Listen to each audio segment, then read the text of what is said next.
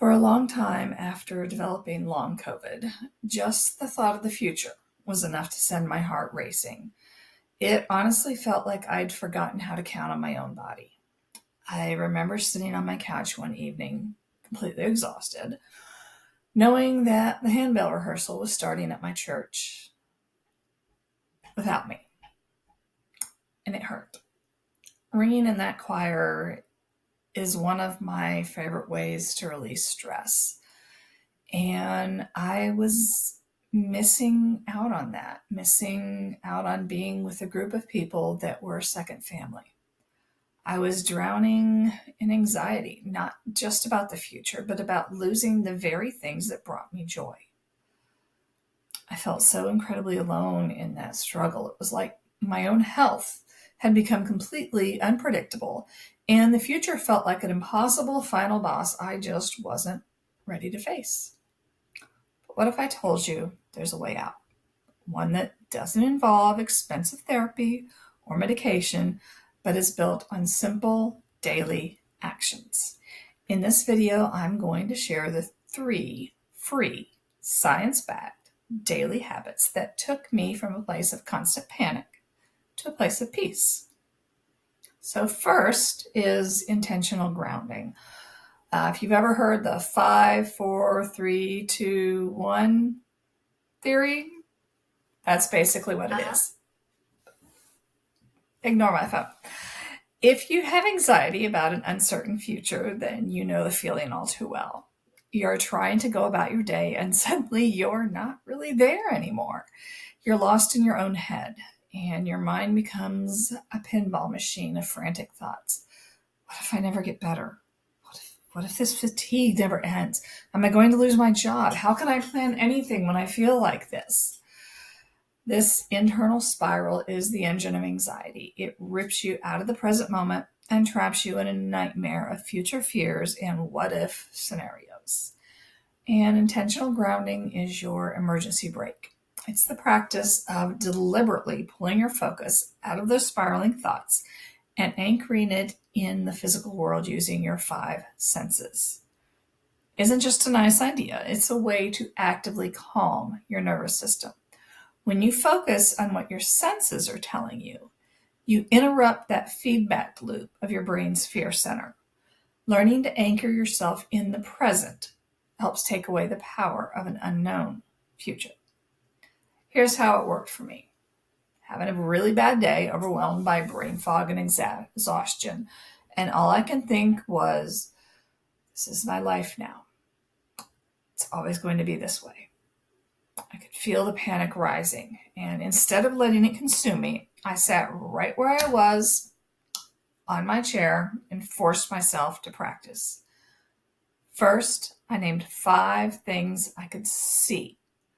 The dust motes dancing in a sunbeam coming through the window. A scuff mark on the wall because we still haven't gotten around to painting them. The cover of a book on the little table by the couch. The green of the leaves on my plant. One of them anyway.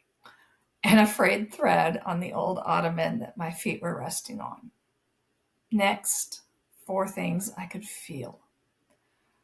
The rough texture of the chair. The soft fabric of my comfy sweatpants.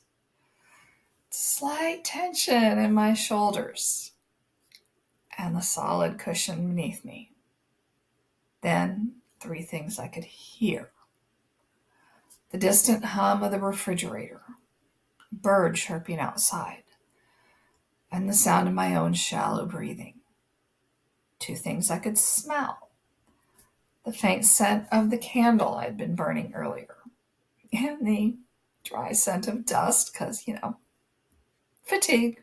Dusting takes a distant 3rd, 4th, 5th, or however far out it is. And then 1 thing I could taste, that metallic, anxious taste in my mouth. It sounds ridiculously simple, but after about 30 seconds, something shifted.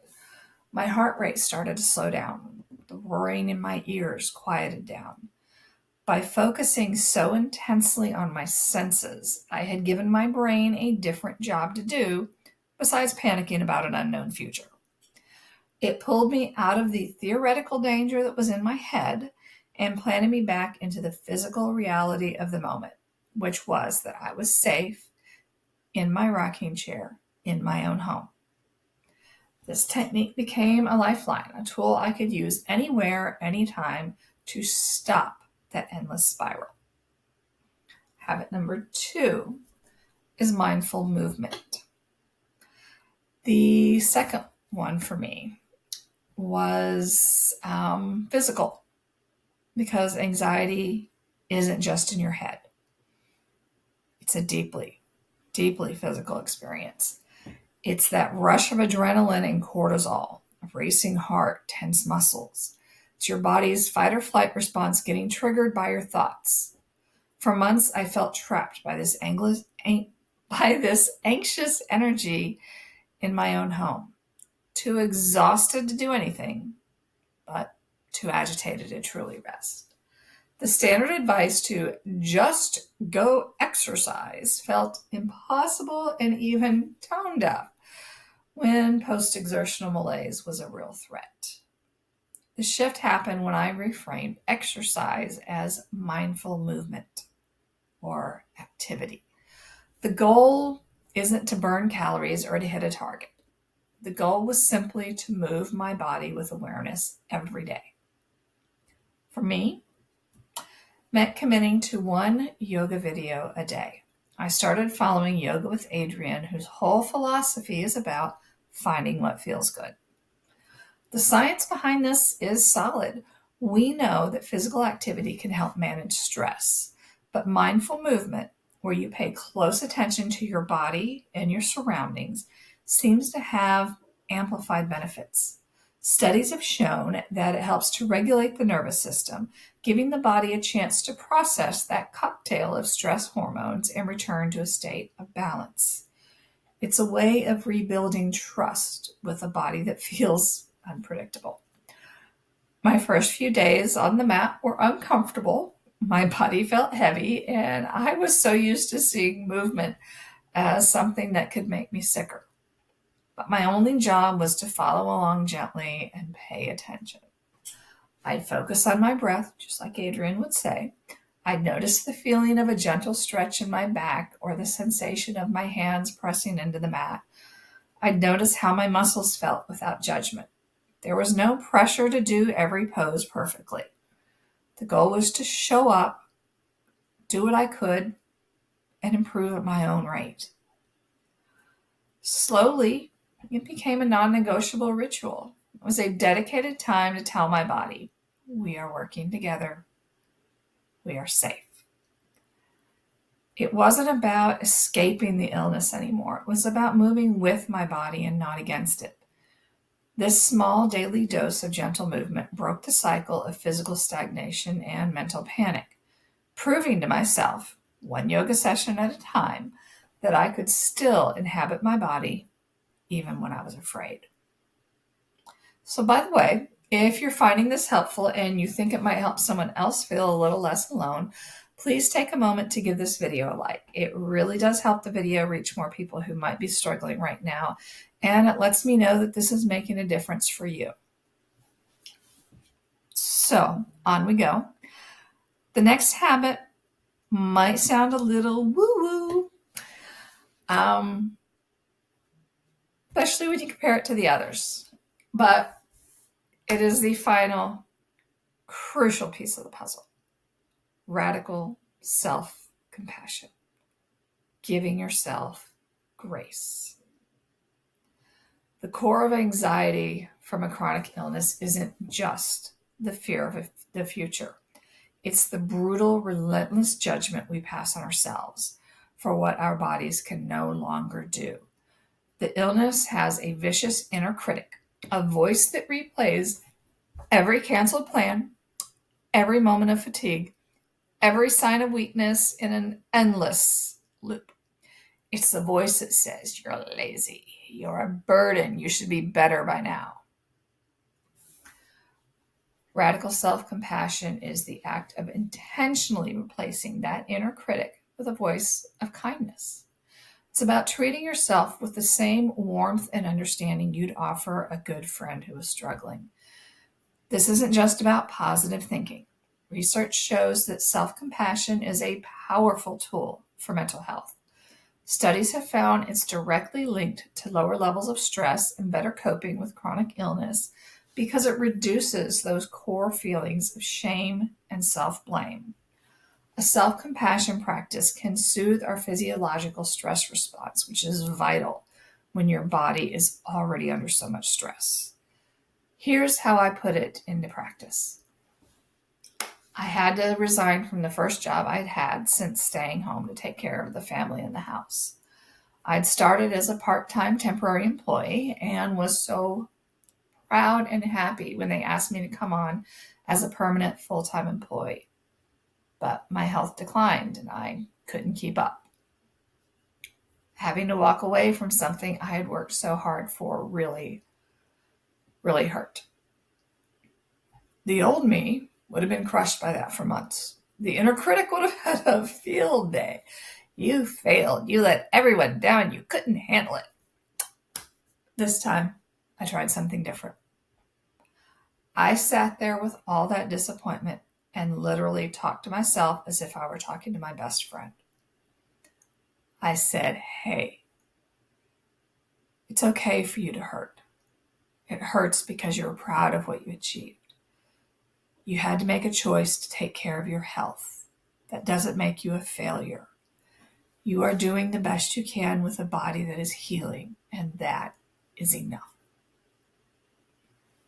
Felt absurd at first, but I kept doing it.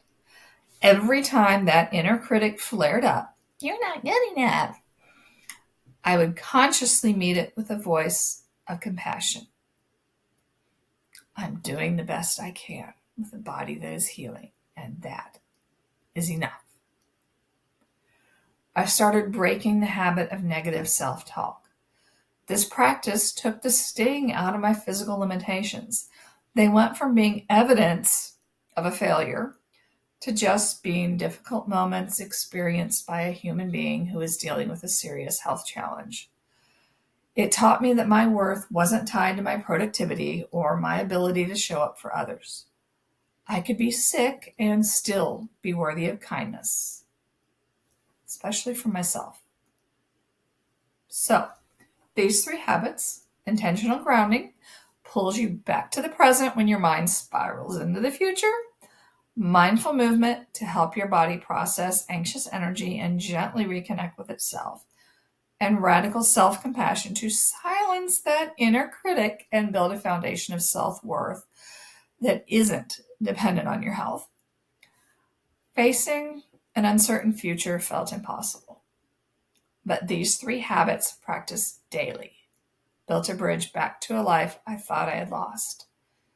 They didn't erase my illness or my anxiety overnight, but they gave me the tools to manage it, to understand it, and to show up in the world even when I was afraid. The journey out of this anxiety isn't about becoming the person you were before. It's about learning to be kind to the person you are now. You are not broken, and you don't have to feel this way forever. The path forward is built one small, intentional step at a time. I'd love to hear from you in the comments. What is one small step you're going to make this week? Sharing our experiences is one of the most powerful ways to remember that we are not alone in this. And if you're looking for more support, I teach holistic tools for living with long COVID in my free nonprofit community, Your Long COVID Transformation. The link is in the description for this video as well as in my bio. Thank you again for being here. And as always, spread joy, not germs. Betsy, out.